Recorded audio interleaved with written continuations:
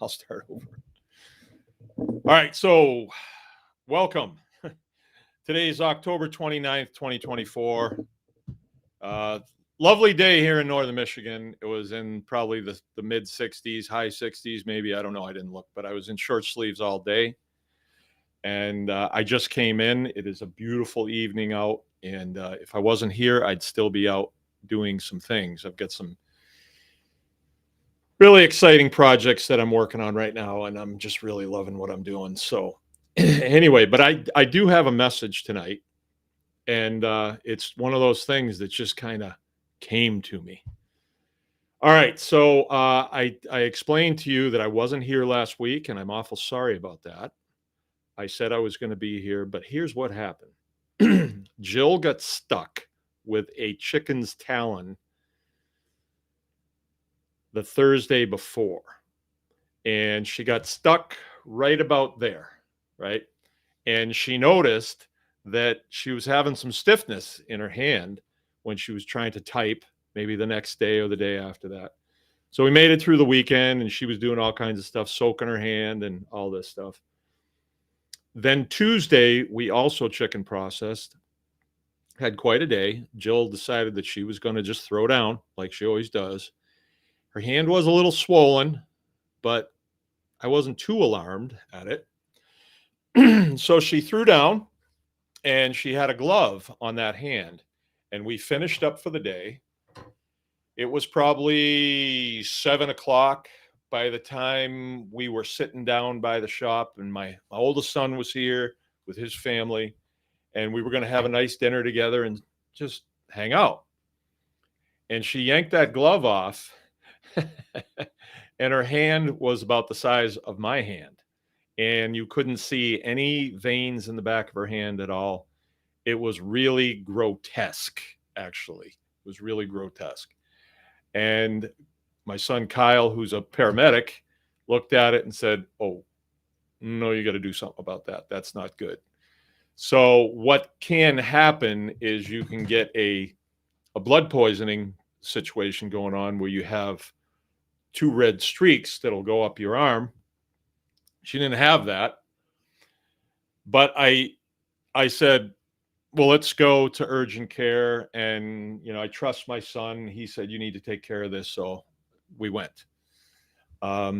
Jill said, well, what about the show? And I said, oh, that's second to your hand. After all, we're processing next week and I need you. So we got to get you back in fighting form. No, just kidding.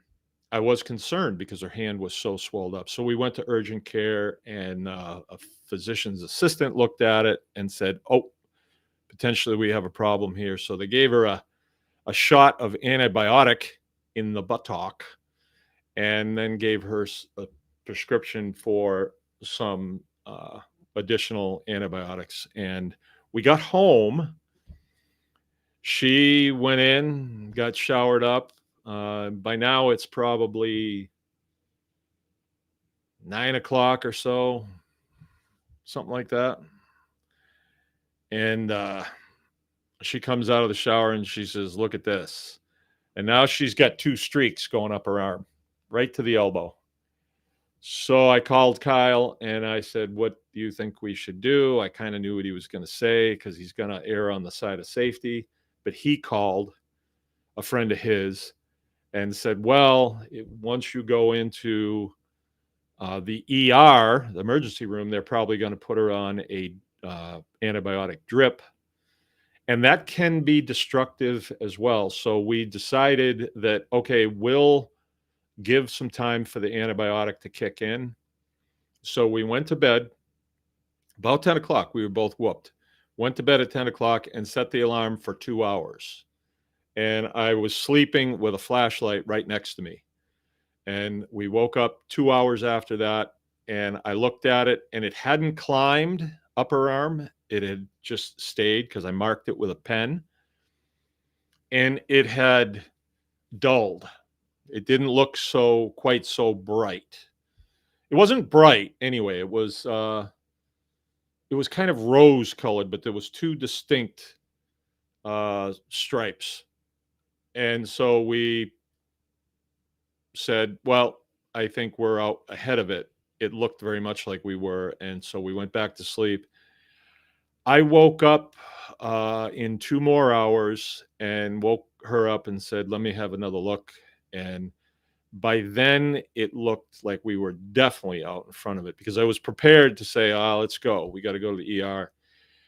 And so we were out ahead of it. And the next day, she was still pretty swollen up, but it changed, and the site where that puncture wound was turned all white, and you could see it looked like a blister. And within 2 days, she looked pretty good, but all that skin all around here came off, and now it's completely red, all new skin, and she's fine. She's got her mobility back, but nothing to fool around with. I mean, I think it had something to do with the chicken and possibly manure on that chicken talon, and it just got her in the right spot. So anyway, that's why I wasn't on last Thursday. I apologize. If I had been thinking, I would have jumped on and told you what was going on, but I wasn't thinking. So anyway, this coming weekend is Homestead Hog Harvest, which is a pretty big deal around here. It starts Friday, Saturday, and Sunday, and we are pretty much prepped for it. We've been kind of working in that direction for a long time. You know, I kind of like to have things cleaned up and the clutter gone and the area open so it's safe. Nobody's going to trip on things. And we're better prepared this year for it than I think we ever have. And yeah, looking forward to it. I always look forward to it. It's always a lot of fun. We did have someone email us today, and say, oh, life got ahead of me, so I'm not going to make it. Me and my husband aren't going to make it. So there's 2 seats that are available. And if you are on the fence about this, I would say now is the time to take advantage of this, because butchering skills, and I think it's more than that, being immersed in this family for 3 days and seeing how we do things. This is the input that I hear from people. We didn't design it that way, but that's what you get. It's an eye-opening experience for people, and International Homesteading's with us and could probably attest to that. I have seen some big changes in their family's life, and maybe it's just the way the stars are aligning, but I think that they've gleaned some good skills around here and good attitudes towards homesteading. And, you know, the more I'm in this, the more I'm in homesteading and the more I get to talk to people about it, I know that I'm absolutely where I'm supposed to be. Absolutely. And there are no, I don't think there's any mistakes in our existence here. Not for all of us, but for those of us that have made a decision, that have made a contract with the God of the universe, you're guided. You are guided. And if you can listen and you can just slow down enough and listen to that inner voice, I think you will know. And I'm to the point now where I absolutely know, just as soon as I'm sitting here. It could all end today, but at least I was where I was supposed to be when I was asked to be there. So I'm staying. Okay. And nothing happens happenstance either. So let me tell you about last Saturday. I was asked by a very nice lady with the Republican Party up in Traverse City, and she's a Mary Kay salesman. You know, I even saw the pink Cadillac. And she asked me if I would be the keynote speaker at an event that they were putting on. And it was titled Homes Preparedness. It was a preparedness expo. And the idea is you get a lot of people who are preppers, and we all know what preppers are. I'm not disparaging them all at all. They're people who believe that they need to take more responsibility for their own existence. We used to call them survivalists, and I'm definitely one of them. I was a Boy Scout, and then I did 20 years in the military, and I was constantly being uh, lectured about being prepared for what can come. And so that's just the way I think. And I'm in the farming business now, so I'm always preparing for the next season, the next curveball that's going to be thrown at me. And there's a lot of them that are thrown at me. And I have a great example to show you here in a minute. So I was the keynote speaker, and this expo was put on very well for their first one. And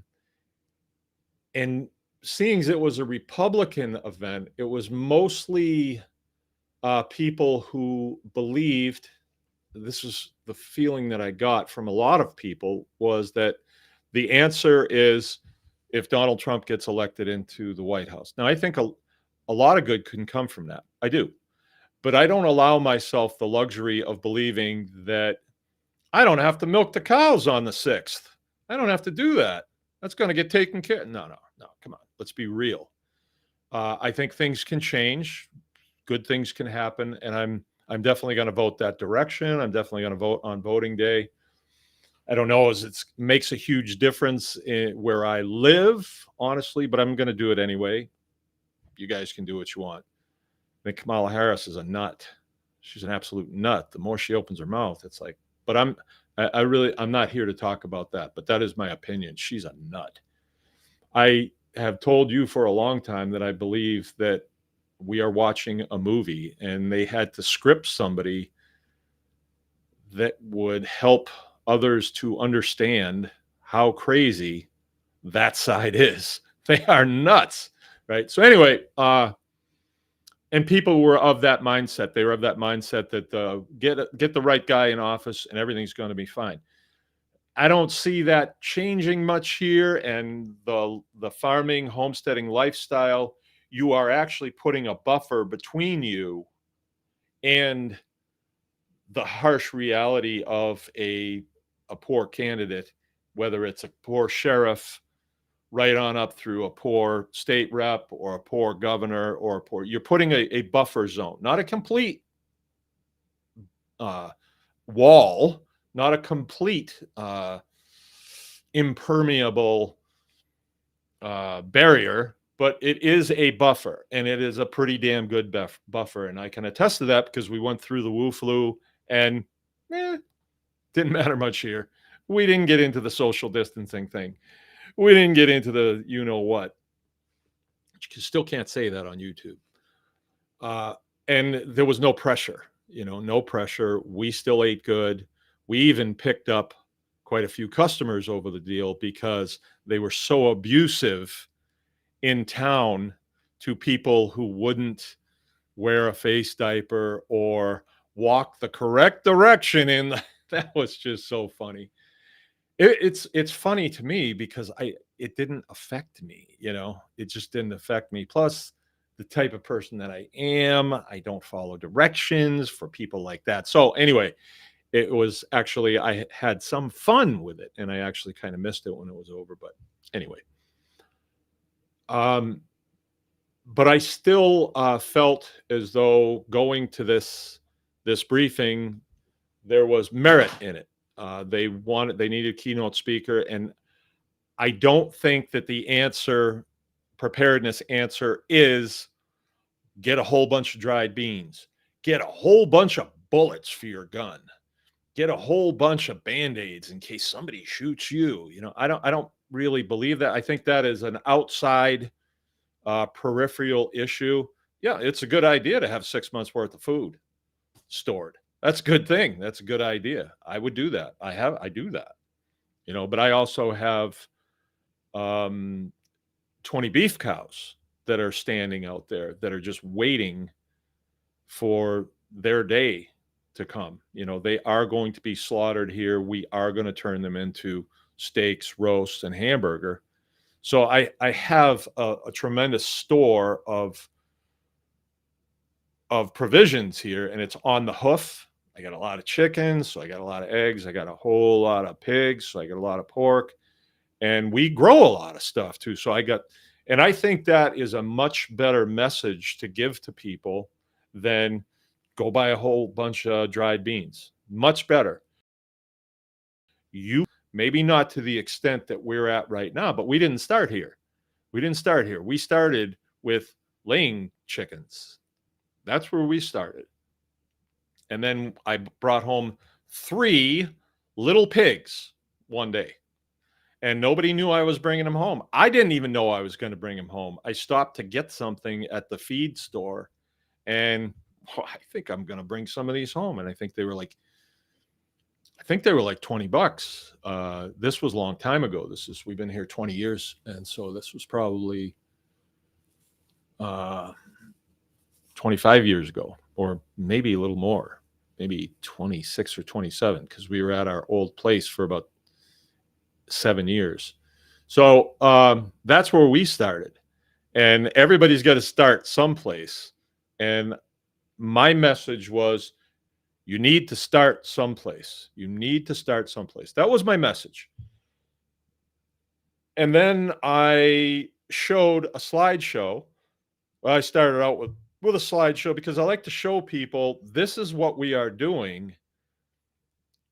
And I'm not just telling you this is what we're doing, like the internet can be sometimes, not throwing stones at people who are providers of good information, but sometimes I don't know as they really have a farm, or they actually work there. It's just, you just don't know. And it's comforting to me, and it was part of my message that you need to do the thing. I say this to you guys all the time.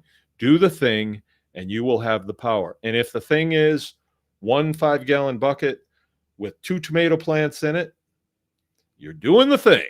And then next year, 2 5-gallon buckets and maybe a chicken, it progresses. Keep progressing. That was my message. And then I took questions. And I like to do that, even though I was the keynote speaker. I like to take questions because I'm really the expert of all the people that were there. Well, Jordan Buck was there too.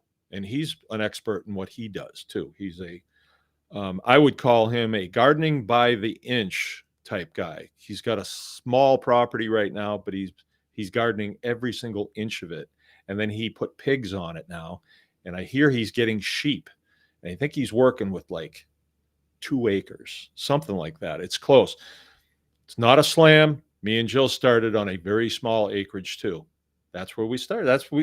You work with what you have. We didn't, and it's a good thing we didn't say, hey, the day that I brought home those chicks, hey, we need to get 80 acres, because what would I do with 80 acres? I don't know anything yet. I didn't even know how to build a fence. I knew nothing, I remember my first chicken coop. I still think about that. It's like, what was I thinking? I wasn't thinking, because I didn't have a point of reference. Now I have a point of reference because I've done these things, so I can say, oh, that was a bad idea.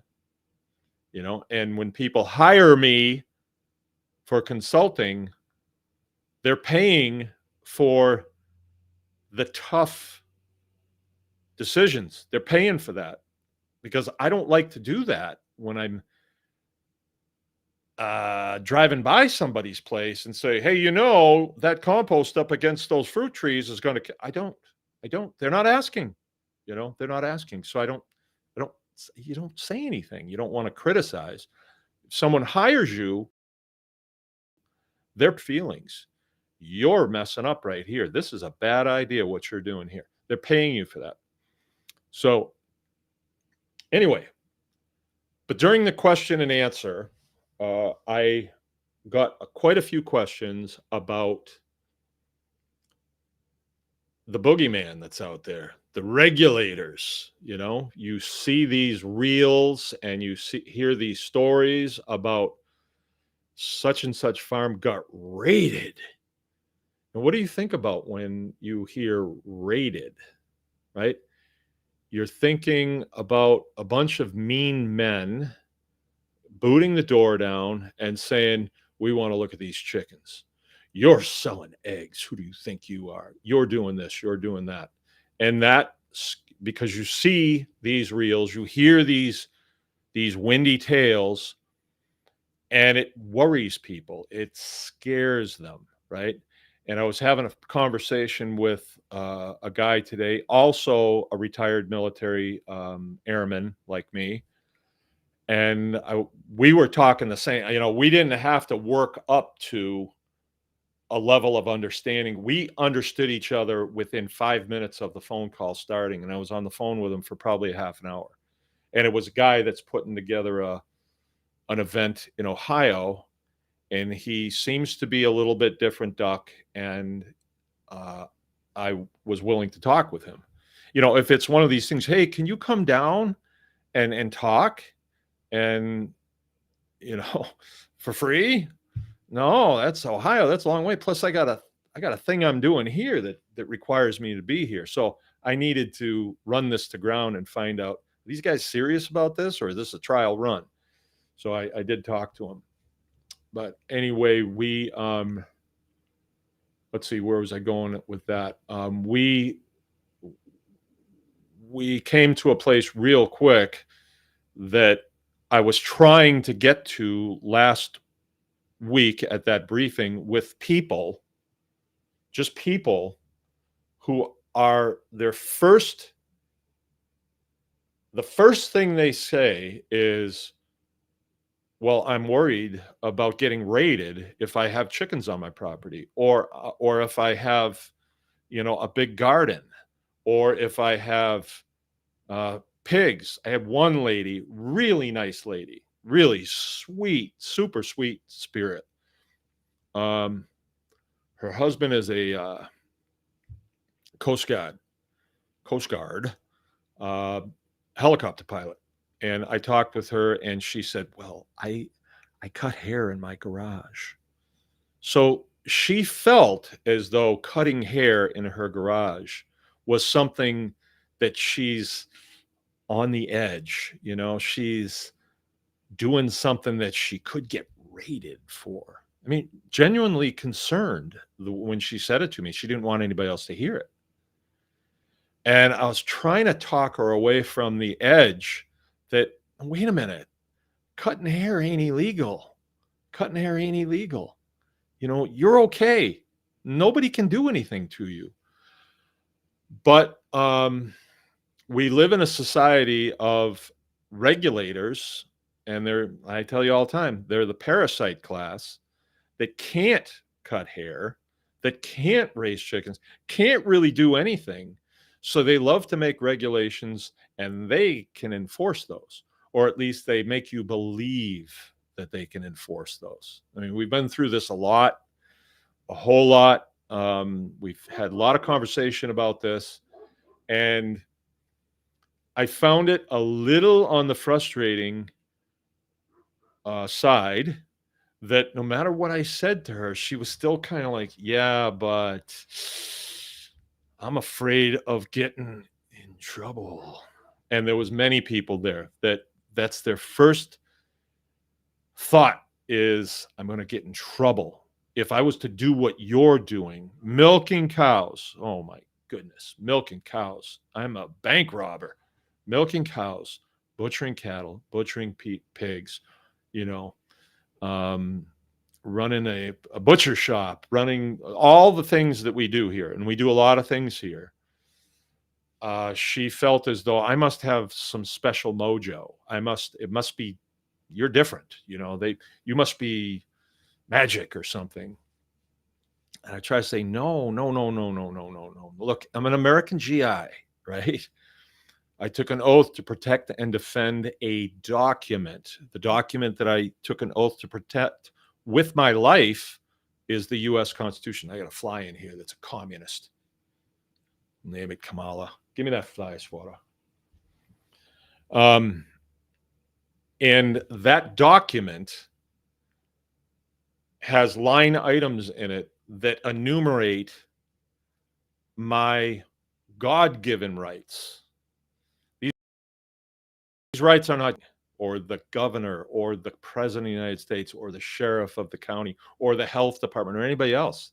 These are God-given rights, and I'm exercising one of them right now. It's my right to free speech. I can say whatever I want on here, as far as the regulators are concerned, but YouTube's a little different. I mean, it's a private platform, so if I say anything about certain things, they'll just shut it off. And who knows who it is? You don't have any recourse. And I always figure, well, it's worth it to me to skirt some of those issues just to stay within the limits so I can communicate with you all, right? Because this is very important. Communication is very, very important, the right to free speech. That's why it's the first one. So free speech to tyrants is very detrimental to their program. Like, they want control. The parasite class, because they can't do anything, they want control of people, and they control all kinds of things. Like, they want to control transportation. They want to control, free speech. They want to control food production. Oh, yeah. They want to control your processes. I mean, if you want to cut hair in town, you got to have a license to do that. Ask Carl Menke about that. He found out that because he was letting state troopers come in his barbershop during the Wu Flu lockdowns, and he didn't close his doors because those men need haircuts, that the governor took his license from him. They can give you a license, they can take it away, right? And what did Carl say? Well, I don't really need a license. All I really need is a comb and a pair of scissors.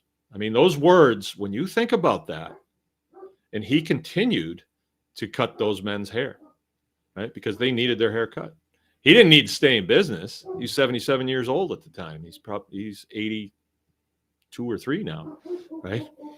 So, but that was the continuing theme of people at that conference. And I left it kind of feeling like, I don't really know if I got my point across to these guys, that they are actually free people, and they are free because of this document. I mean, if you live in Bolivia, you're not free. I'm here to tell you, you are not free. If you live in the Middle East, you are not free. There is nothing that protects you from local government coming and wanting to see what you're doing and then deeming what you're doing incorrect. You can't do that. That's just the way it is in the world, but not in this country. And that document is very, very important. It is paramount. That document is paramount. And under the Fourth Amendment and the Fifth Amendment, which is our favorites as homesteaders, the Fifth Amendment guarantees my life, my liberty, and my property. My life is given by God. My liberty, being free, is given by God. It's not given by man. And the parasite class would love to take it away, especially if you don't do what they tell them. And my property, which is also my process, is guaranteed under the due process of law, which means if they don't have a law, and I'm not talking a regulation, a mask regulation or a mandate. Sometimes I use the word fatwa because I'll just forget it. But a law, if you break a law, you get the handcuffs. There's no talking around it. There's no talking your way out of that. You rob a bank and you're caught, you're going to be arrested. That's it. But with the Department of Agriculture and those group of perverted parasites, they make up rules and then they try to get you to a place where you're going to play by their rules. And they do that by getting you into a contract. And the contract is very simple. It's like, you will play by our rules, sign here and give us $180. That's it. And that's why I tell you, never, ever get in a contract with them. Never, ever. Right. So then we left there, and Jill and I had a 1 hour and 20-minute ride home to our house. And then we were leaving there, collecting up our kids and heading down, way down south to Trufant, Michigan, to the DeClerc's. They were having an open house at their farm, and a lot of homesteader types go there. So I didn't want to miss it because I want to have fun. And those are the people that I can have things to talk about with. You know, it's not like I would have fun if I went to a Detroit Lions game or a Beyonce concert. I wouldn't have fun because that's not my thing. If that's your thing, I'm not making fun of you, but you know, go ahead, right? So I went down there and had a lot of interesting input from a couple people, but more along the lines of people who I had never met that said, "Hey, you know, we've been following you for a long time, and you know, good on you for doing this and helping us in our homestead journey. We really appreciate what you're doing." And yeah, that makes you feel pretty good. And then we wound up at the campfire, and some of the guys that had some decent things to say to me, I didn't know them. They were also what I would say GIs. They were not airmen. They were soldiers or Marines. And so the conversation was kind of Marine stuff, which is always fun to listen to.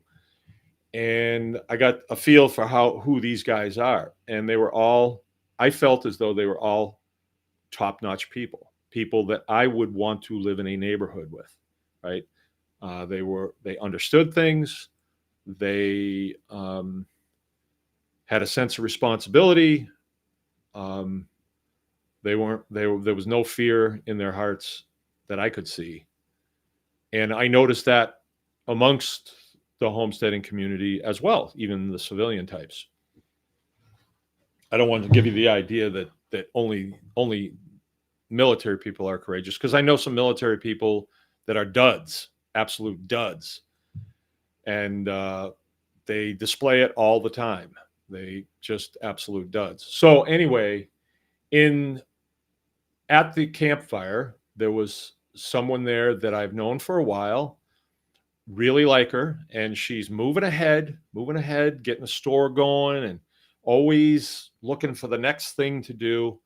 But she kept getting hung up on, well, what if they come? What if they come?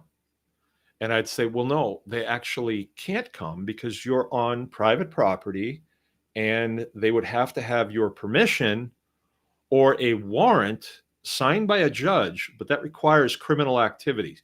So you're not doing anything criminal, are you? Oh, no. And I know these people, they're not criminal types. Like, what criminal things can you do on a farm if you're a legitimate farm?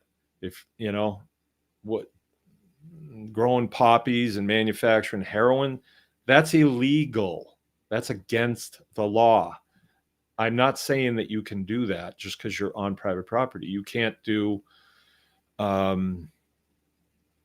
you can't rob your customers at gunpoint when they come to pick up their milk, and because it's private property, you're covered. No, robbery is illegal, right? It's against the law. There are laws that outline that.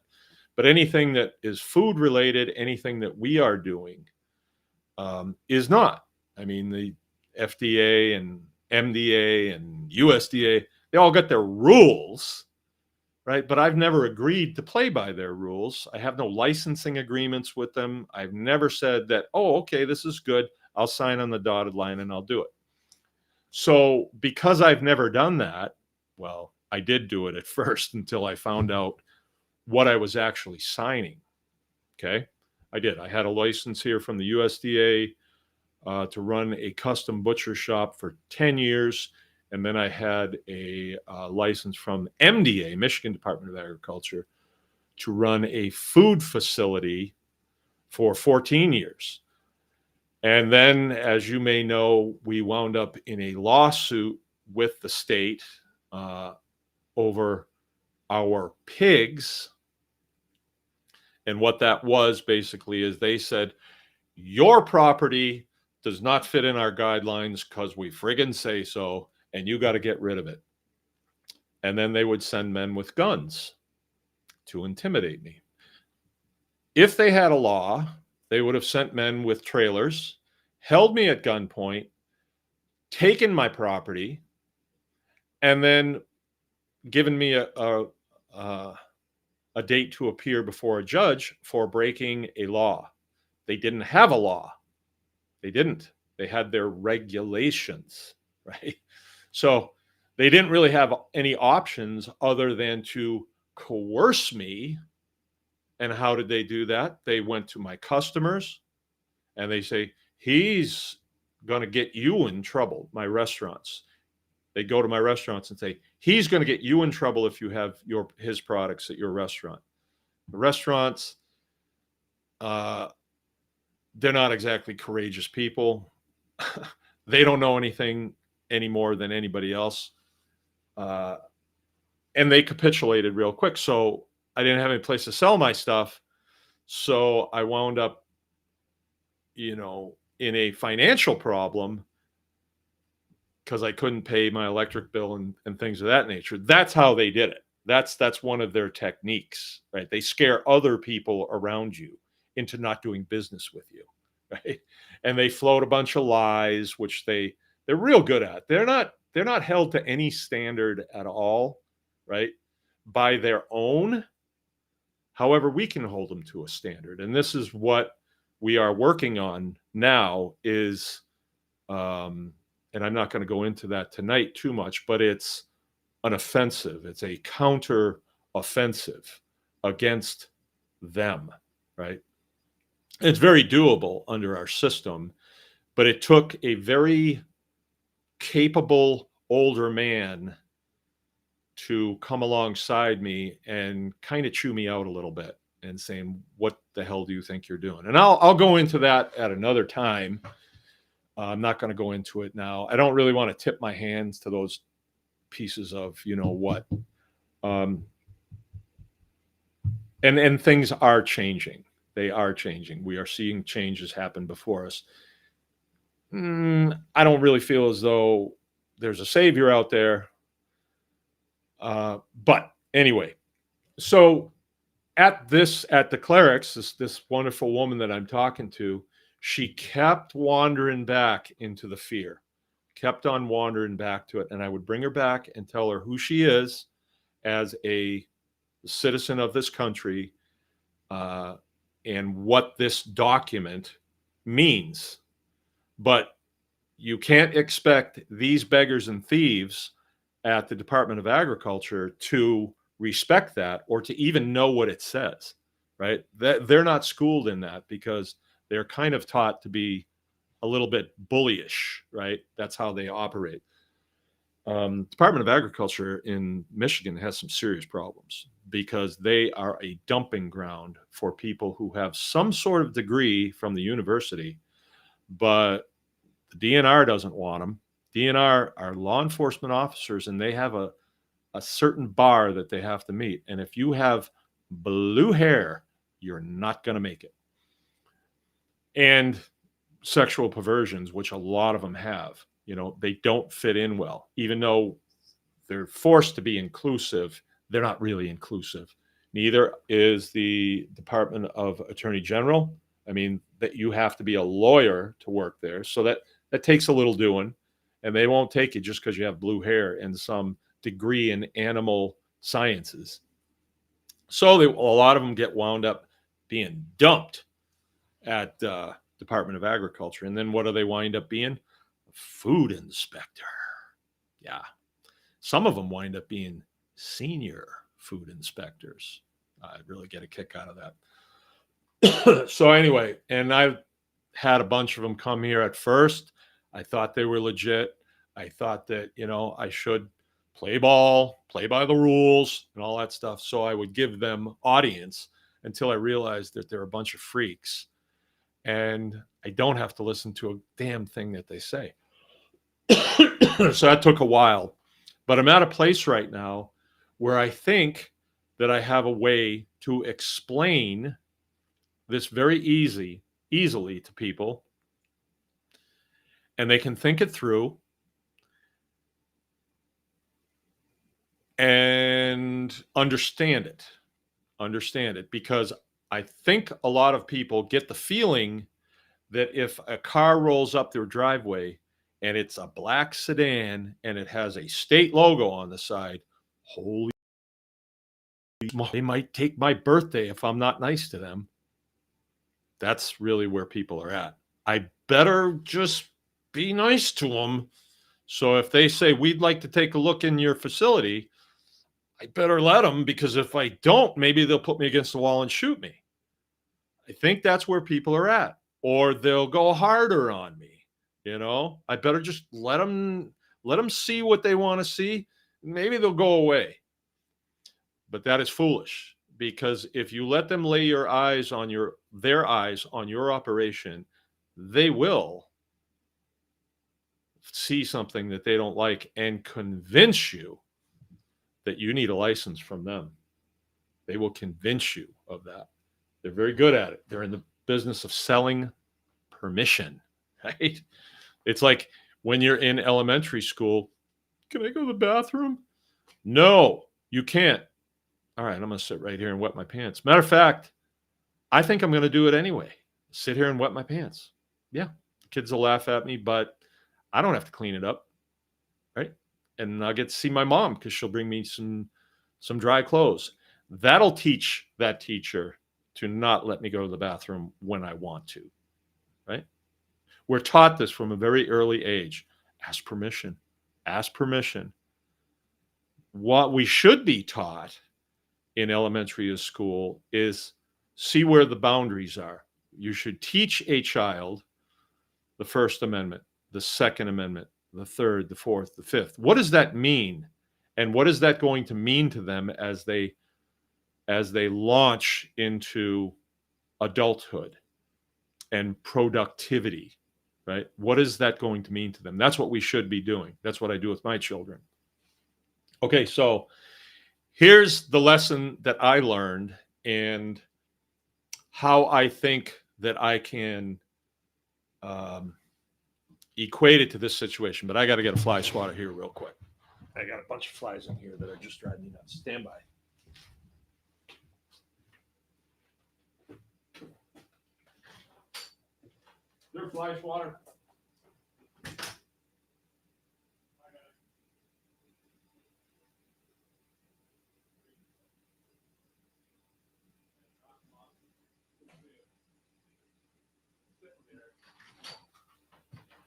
Now you're in trouble. Every one of you. There's one of them that won't be bothering me. There's like 3 of them, and they're giving me really good presentations, but without a fly swatter, you may know it's very hard to get them. And they're bumping into my head and everything. All right, so here's what happened. And I have this as a training aid. This is how I water my cows. This is a valve, right? It's a float valve, and the water comes in the top here. So we have water pressure coming in the top. This screws right to the tank, right? It clamps to the tank. And when the water level comes up, the water floats this float up and it shuts it off. Very simple, very effective. This one's made by Little Giant, which they helped me out with a lot of stuff. This one actually is a metal case, which is a good one. You pay a little bit more for it, but it's really good. Anyway, I had one of these on my water trough for my milk cows, and I keep the water trough inside in their loafing area out of the sun because I love my cows, and it keeps their water cool for them. And it's also a nice place in the wintertime because it stays a little bit warmer in there. And last year, I didn't have to put a heater in it, not even one time. I had ice that got an inch thick, but that much water, there's heat in there that keeps it from getting, this thick. Where when I had it outside, ooh, that was problematic. I'd have to come out with an axe actually to break through it in just a night. And if you didn't go all the way through it, the next night was worse. So I keep it inside and I keep that valve on it. And when a cow drinks some water out of it, the valve drops, the float drops, and the tank stays full. Also, when you keep it inside, you keep it out of the sun and you don't have algae growth in it, which keeps the water safer for the cows. Remember, we had some algae problems this summer, and I actually lost one of my beef cows. Beef cow. She was actually a cow, and we did get that figured out. What went on? Notice the flies; they've all run. They know. They know. So anyway, this was working fine, and it was on the side of the tank. And the fitting on here, I had used a PVC fitting, and it's stuck up about that far, and then the hose came directly over and right into it, right? And my dairy cows are pretty gentle animals, and I looked at it and I thought, I don't think they'll break it. But I knew better. I just knew. And 2 weeks went by and they didn't break it. So I think everything's fine. And then one day, Rachel was milking, and I went in there, and underneath the cows that she's milking, I can see water in the milk parlor. And I said, where'd all that water come from? And she said, the automatic water apparently broke, and it was just spraying water directly on the floor.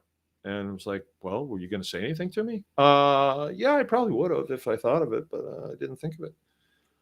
Okay, so we ran a lot of water into the milk parlor, which thankfully it's dirt floor. And in a few days, the water was down. The floor was kind of dry, but we raked all the bedding that was in there out. And now that's on the compost pile. So no harm, no foul, a little bit of elbow grease involved. But what I thought was, I really want to hook that back up because it's a major, major issue around here when the cows run the water down and then they can't reach it.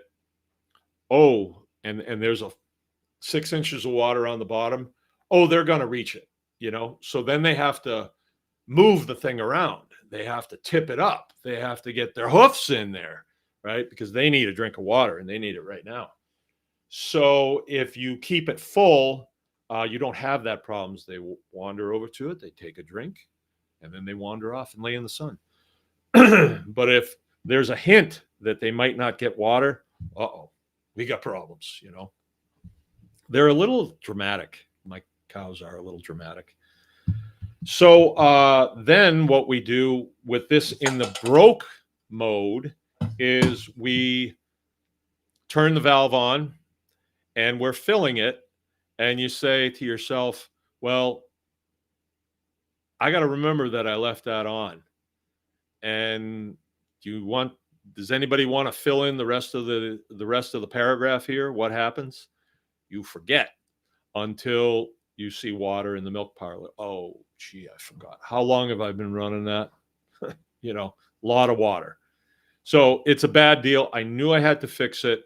But as I looked at it, I had to ponder it for a couple of days. How am I going to do that so that they have no, here's the word.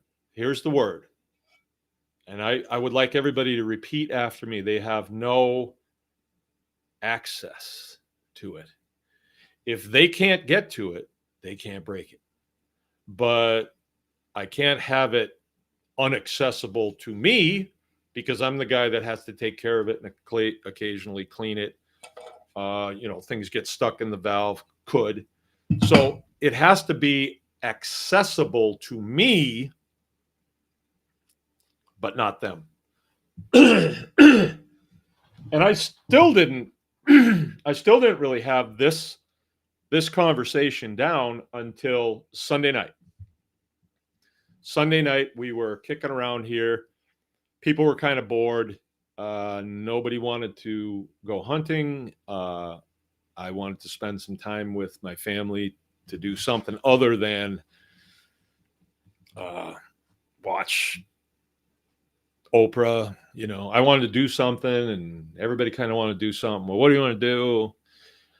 Well, we could go into Cadillac because Frank needed some arrows for his crossbow. Okay, yeah, let's go. Let's do that. We'll drive in there. We've got our really nice new truck that we have, you know. And so we drove into Cadillac. And I said, hey, I'm going to stop by Home Depot because I need to get some fittings for this. And I think I know how I'm going to fix it. So we're in Home Depot. I don't have this with me, but I know the fitting. I know the thread type, and I'm finding what I need. And so what I did was I put a 90 degree on here. I put a 90 degree fitting. So it's 90 degrees. It's like a right angle. And so then my hose that comes in hooks up right about here on that fitting that I bought. It was to piece together. And I finally had them together. Jill was kind of bored. She was sitting on one of those, you know, those stands they have at Home Depot that if you even touch it, they yell at you. She was sitting on one. Boy, I thought, you're going to get yelled at. And I turned to her and I said, this will work. Those cows will not have access. Nothing against the cows. Cows are going to be cows. And they're going to break stuff because they're big. And when they're all trying to get a drink, there's going to be some pushing at the trough. They're going to be cows. We can't change the cows. But what can I change? It's sort of like the weaners at the Department of Agriculture. I would love if Bobby Kennedy got in there and schooled them all on the Constitution and what their job really is and fired half of them. Get Elon in there to fire half of them, and the rest of them find something for them to do that keeps them out of our hair. You know, they don't help us at all. They just want to try and scare everybody, you know, and gain control of stuff. Now, I don't know if that's going to happen. It'd be nice if it did, but I'm not going to wait. I'm not going to wait. And as I put this fitting together, I looked at Jill and I said, they no longer have access. And then I got home. I put it all together and I installed it on the tank, turned the valve. It worked perfectly. I waited until the tank filled and it shut off. And I looked at the way that fitting went, and that a cow cannot get at it because cows don't have hands, and cows would love to break it if they could, I think, but they don't have access. All right, say that word with me. Access. I would say you should write that word down. And then I started thinking back to my days in the Air Force. There was a time when I had to man a communication set, a radio set. This is way back. I also had to provide power to it and all that other stuff, and I had to make sure nobody got near it. I had to defend it with my gun. Big gun. And one time I tried to get into it, and I had a code that I had to memorize it. And I, yeah, David, access. I had to memorize that code. And it was very important that I memorized it correctly. It was 5 digits because there were people that were depending on me to be able to get into this radio set so I could communicate with them. And I remember one time I put my number in, and right across the screen, it said, what did it say? Access denied. And here I am all by myself. And I thought, I've been given a lot of responsibility here. And now I won't be able to see anybody until 12 hours from now. And I don't have any comm. I have no communication here. And I remember seeing that access denied. So I couldn't get any, if I needed more guns to come, I couldn't get them. I couldn't call my boss and say something's wrong. Access denied. And I was petrified. I was in a foreign country. The people there didn't speak my language. I was petrified. And it was at the beginning of my shift where I was in a pretty central location, and I could get anybody to come to me that I needed if I could get on that radio, but my access was denied. That machine denied my access. I'll never forget that. Access denied. The 12-hour shift. The next morning, I was being relieved by my boss, and I thought he was going to have my scalp. I was petrified. He was a master sergeant. I was a senior airman. And he says, everything okay? And I said, I have a problem. And I thought I had messed up. I thought it definitely was me. It can't be anything. And I said to him, I didn't communicate with anybody all night. And he's like, well, there wasn't much said all night. I have the handheld. Nobody tried to talk to you. Why didn't you communicate with anybody all night? I said, look at this. Access denied. And he's like, oh, I changed your code. You changed my code. I changed your code.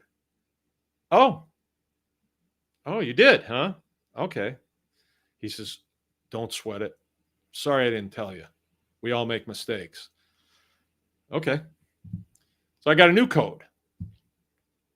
And you couldn't write your code on your hand. You couldn't write it on a piece of paper, anything like that, because, you can't. You have to have it here. And it was a different number. And it's scary. It was scary, but access denied. So who else has ever gone to a machine like an ATM? I've never gone to an ATM, so I don't know what that's like. But when you get access denied, what do you have to do then when your access to something is denied? Well, you have to somehow work around that. You have to go to inside the bank, I would suppose, and say, hey, my access to my money was denied. And you're scared, thinking, well, maybe apocalypse has come and that's why you can't get your money and access is denied. So I'm sorry, I can't help you. But usually it's, oh, this is what happened, and then your access is what? Granted. Access granted. You are given access. So what did I do with the cows when I left that fitting sticking straight up? I gave them access. I gave it to them. I gave them access. But what is it now? Right now, down there? Denied. Their access to it is denied. See where I'm going with this? I hope you see where I'm going with this.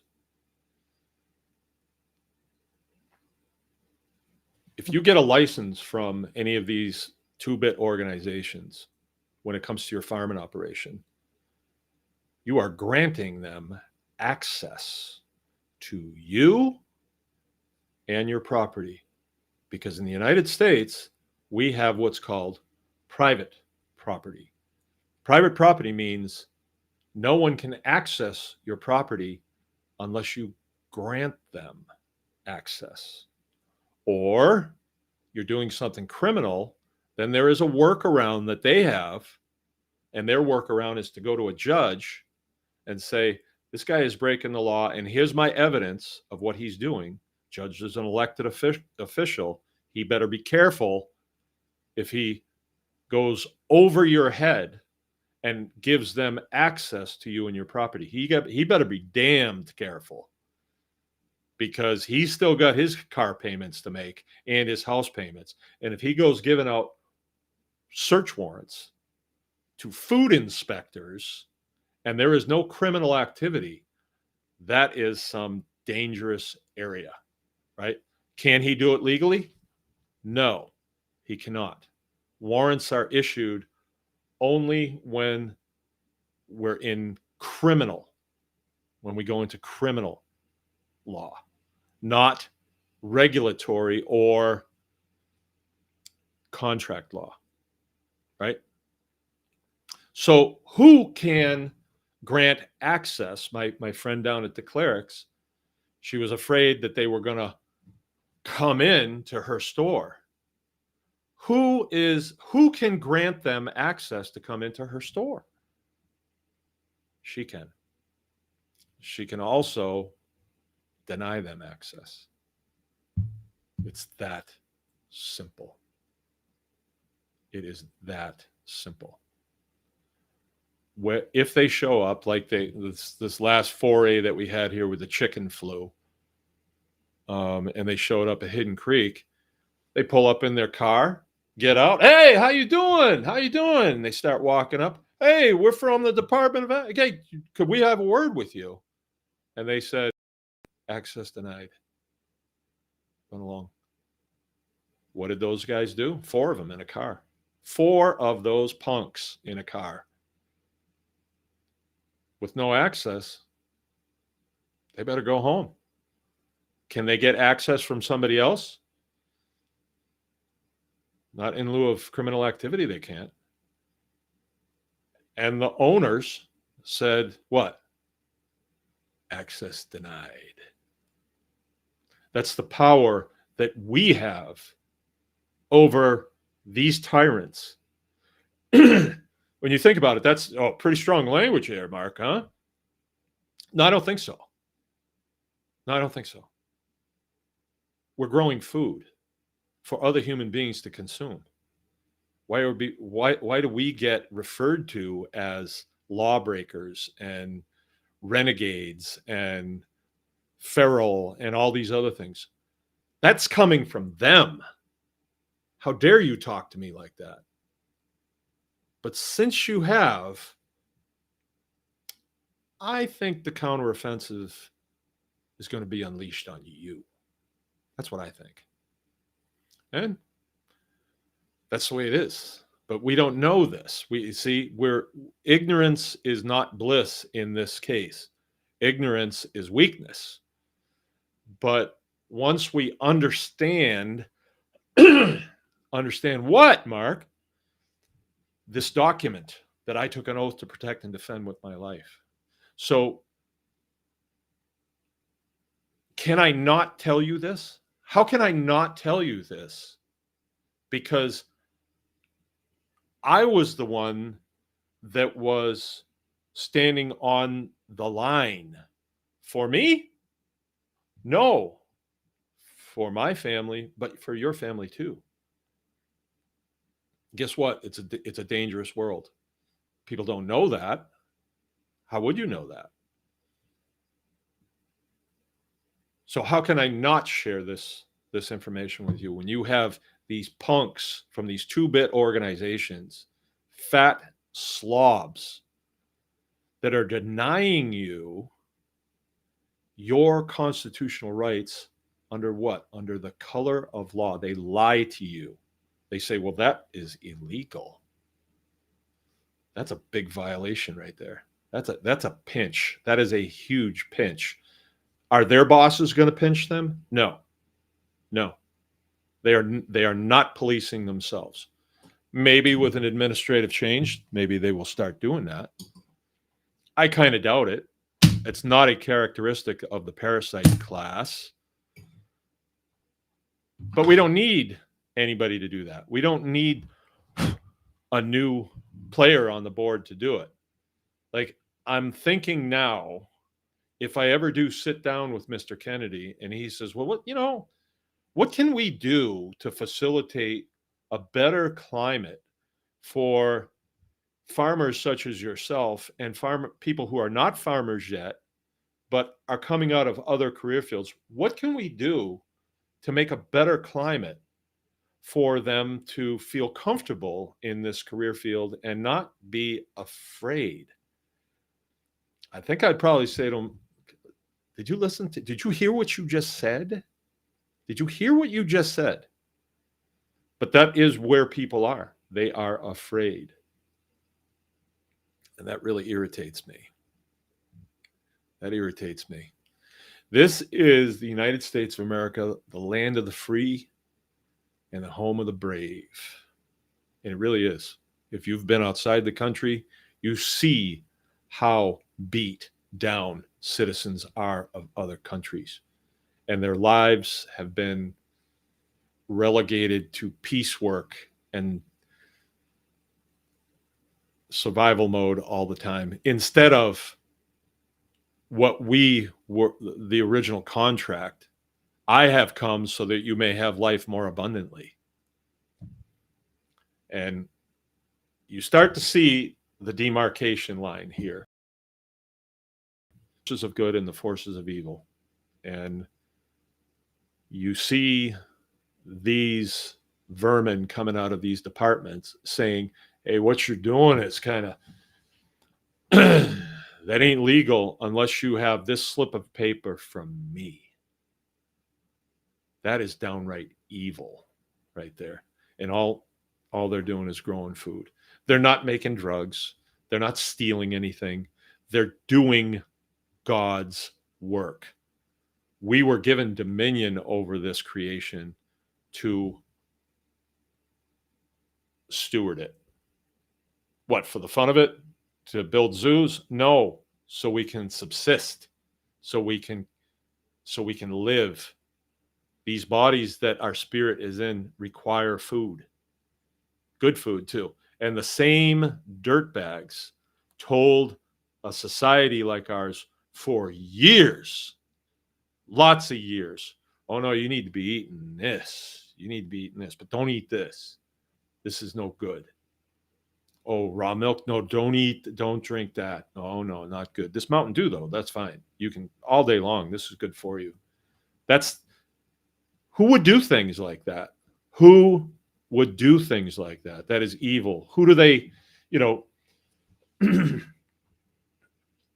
I used to hear a lot of the black kids when I was in the military, and they would say, represent.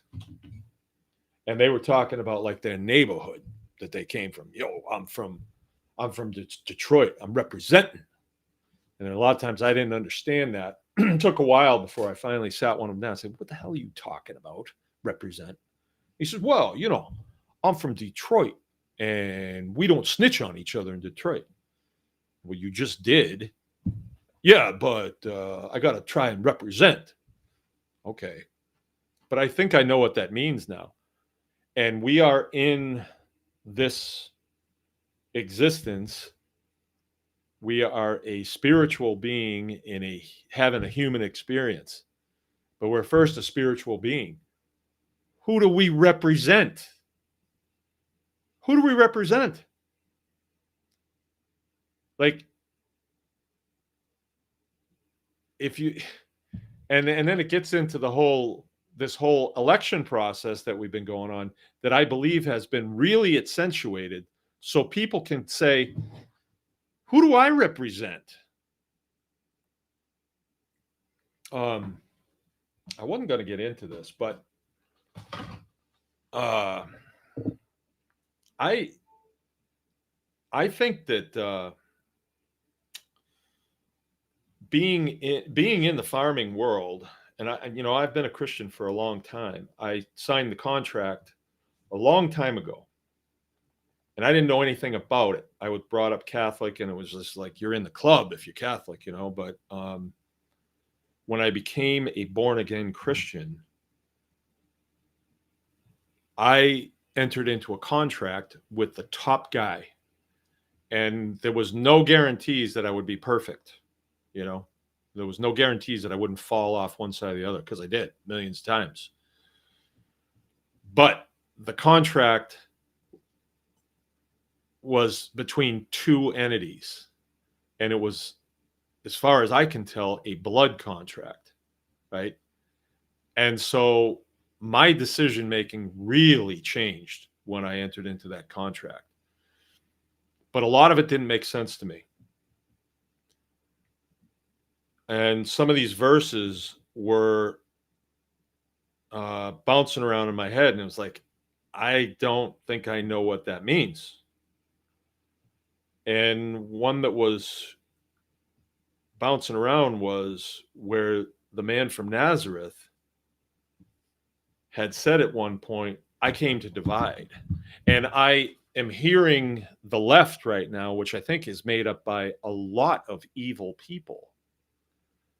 They believe in an evil system, like the death of the unborn, without, for convenience. That to me is the pinnacle of evil right there, and, drugs and open borders and so on and on it goes. And transgenderism is crazy.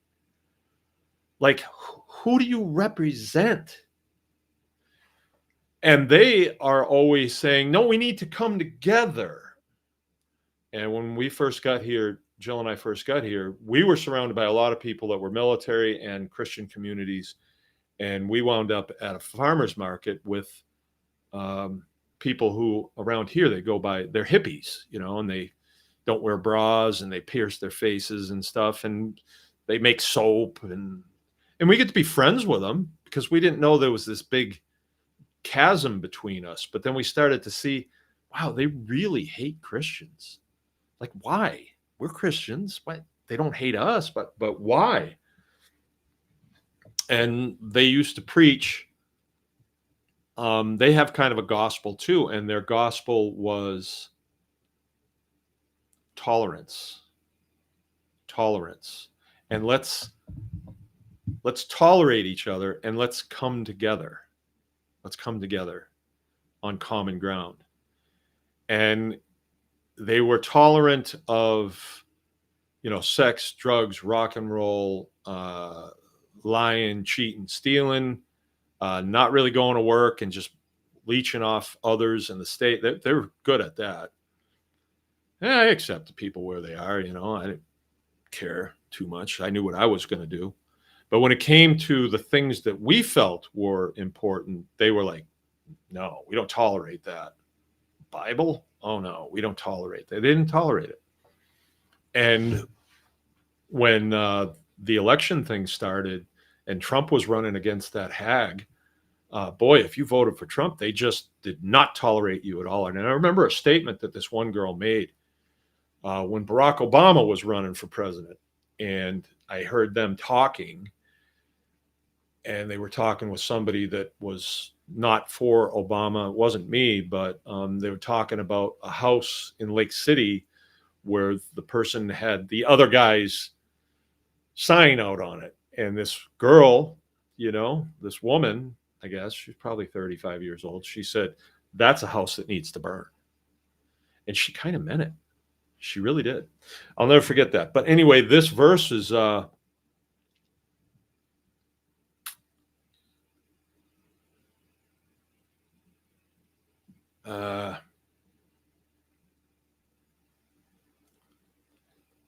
Luke 21, 12:51. Luke 12, verse 51. Suppose ye that I came to give peace on earth? Question mark. Is that what you think I came? For peace on earth? That's what he's asking. He's talking to people, and he says, I tell you, nay, but rather division.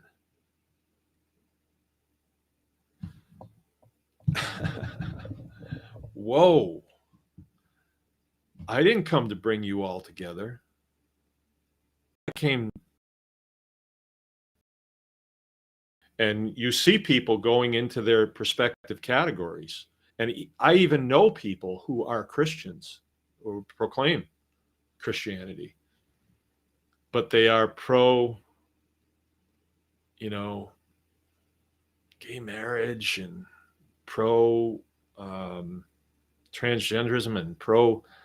The one that gets me is the pro-abortion. I mean, that is innocent life. And I felt like it's not the right thing for me to separate myself from them. But now I feel as though it's not my will. It is, I can't break bread with them. I don't want to see their blood-covered hands. I can't eat while I see that. So I can't break bread with them. So anyway, that all kind of comes to an understanding for me when I see these people who are trying to centralize food so that they can use it as a weapon against innocent folks that just want to sustain their lives. So anyway, that was that is what I came up with this week. Anyway, that was my message is you are the arbiter of whether access is given or denied. It's one or the other. They cannot gain access without your approval. Access approved, access denied. It's one or the other. They can't say, well, we're going to come look anyway. Well, what do you do then? Well, if that ever happened, it's very simple. Now they have crossed over into the criminal realm. And then once they steal access onto your property, now they are criminal and you hold them for law enforcement. And that's very simple. It's a 911 call. I have intruders on my property that are here without my consent. That is criminal trespass. That's not a regulatory thing, you guys. That's not regulatory. That is criminal. And then you're involving law enforcement. You're dialing 911. And once you stick that sword in, and I'm referring to the Constitution, you push that sword in to the hilt. The hilt is the place, on a sword. It's the part that protects your hand from going in too deep. That's the hilt. You push it in to the hilt. So if you have some food inspector, oh, he didn't know any better. Baloney. He better know better. But if he doesn't, now he's got a criminal ding on his record. You don't have to restrain him. You just say, I'm going to have to ask you to remain here until law enforcement is here, if you don't mind. Let's see him leave. Let's see a criminal trespass and you've made a report to law enforcement. Let's see him. Oh, well, I'm going to get the hell out of here. Oh, now the state police are going to be involved because it's a state employee who has left the scene of what? A crime. Criminal trespass is a crime, right? So there it is. And, there's other things you can do. If you really don't want these people to ever come on, which I don't think you need to do this anymore, but you can preemptively send them a letter and say, don't even think about coming on this property. And that letter is on file with them and you have a copy of it. So let's say that hi, we're coming on to talk to you. Okay, don't move from that spot. Law enforcement here. What? Why? I said, you've been put on notice not to come on this property. Now you're on this property. That is criminal. And then when the patrolman shows up, you show him your copy of the preemptive order that you gave them. And here they are. So they're in criminal status at that point. Am I saying this is going to work just the way I said it? I don't know. I can't say that for sure, but technically that's the way it works. Will the patrolman hold this fat food inspector and cuff her and put her in his? That's his job. Let's say he doesn't do it and says, well, I'm just going to let it go because she's got to get to McDonald's and get something to eat. She's real hungry. Oh, really? You're not going to do your job? I guess I'll just have an appointment with the county sheriff. We'll talk to him about it. Another elected official. Your patrolman here had somebody in his custody that was in a criminal status. I requested this to be done. That means, report, investigation, hand it over to the prosecutor. What are we going to do? Maybe their side of things would want to contact you and say, hey, we made a mistake. We'll never do it again. Could you cut us some slack and just drop the charges? Maybe. Let's negotiate. How about we do that? But if the patrolman already let her go and didn't fill out the report, he's got a problem now. And he's an employee. So, the system does work, but you got to be the one there with your finger on it saying, no, I want this done. Like, let's say a patrolman came and you had throttled some kid that was breaking in your car. And the patrolman said, well, he's my nephew's kid, so I'm going to let him go. Really? Oh, really? That's not going to work out too good for the patrolman because he has a job to do. His employer would not want him letting criminals off. He's not the guy the patrolman is not the guy that issues sentence, that renders sentence. That's the judge that does that. Now, maybe the judge would give him a slap on the wrist and let him go. But still, you tell that patrolman, no, I want him arrested. I'm not letting this off. I remember seeing a video where a guy had a Trump sticker on the back of his car, and some guy walked along and keyed the car. And they caught up with him because there was videos, and they caught up the guy. And the guy was like a 60-year-old guy, very well-to-do, and he just got irritated with the Trump sticker. And so he keyed the car. And the patrolman says to the guy that owned the car, what do you want to do? So I want him arrested. Put the cuffs on him right there.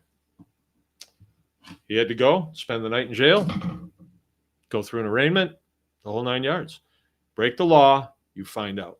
Now, we, as farmers, we're not lawbreakers. We are not lawbreakers. I said this the other night at the campfire. I said, none of you, if you think about it, if you look at laws and regulations and all that, none of you have probably broken any laws. Well, I did speed. No, that's a little different. That's contractually, you've agreed to go by what the sign says, but you haven't broken a law, right?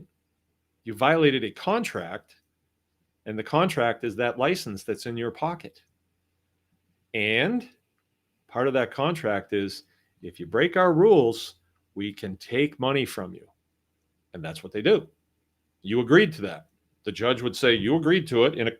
In a civil court, he'd say, look, you agreed to this when you got your driver's license, and then you violated it. These guys issued a fine. You agreed to pay their fines. Here's the fine.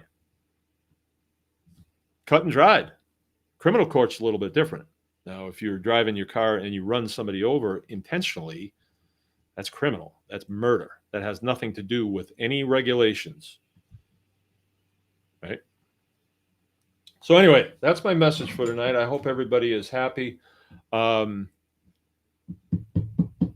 The lady that sent a very nice email this morning, Tuesday, and our class starts on Friday, that, life got away from us, so we can't come. Those are 2 seats that I wish that I had people in them, because that equals, funding for our farm. So I think that was pretty punk. life got away from us. You know, if you really couldn't make it, a phone call would be something. Hey, a parent's sick and I got to fly out to Las Vegas or something. Then it's like, okay, but just an email like that. Oh, I know I spoke for the seat and I had the seats available, and you couldn't sell them otherwise. But here it is Tuesday, and life got away from me. So what you do with people like that want to participate in your farming operation and learn from you and stuff, you put them in a category, and at the top of the category, it says no access. How about that? How about that? Okay, we're going to get off here. I appreciate everybody coming. I haven't read the okay. Let me read some of these. All right, Keith's with us. Intentional Homestead. Gabe Grubaugh. Jensen, Family Homestead. I wonder if I know you guys. Got a good looking crowd here tonight. Good looking. Okay, 6 to 10 months worth of food storage and cattle, pigs, and sheep and goats on the hoof, plus a lot of chickens. Right on. That's the idea. Now, can you butcher them? If you can't, you need to take our class this weekend. If you want to come, let me know. I would love to fill those seats. Dave Duncan's with us. I used your fence building video from several years ago as my reference when I built my first fence. Thank you. I'm a certified barber signed by myself. Any haircut you want as long as it's high and tight. Jill's my barber. I don't think she has a license. No hair dye or perms. Susan Greaves, where you been, woman? I'm ready to buy some more cows. I am ready. Beauty of non-refundable deposits. Yeah, I know, but from now on, we're going to take the deposit has to be half, right? And then if you punk, tough. I'm really tired of that type of thing. I know it comes with the territory, but the person that did that is now on the no access list, so they won't be doing it again. But I'm certainly not going to teach them after a slam like that. All right, I'm going to get going. I appreciate y'all. Yeah, like farming, especially when it comes to an instructional like this, I think we're one of two people that does it in the States, or one of three. So the bar is high, and when you act with no integrity like that, it's like you don't get another chance. All right, I'm going to get going. Appreciate everybody. We will, let's see, is there a consulting call tomorrow night? I don't recall. If there is, I will see you there. If somebody here wants to come to our class this week, call the farm. We can make it happen. All right. It's 2 seats. Want to fill them. All right. Good night.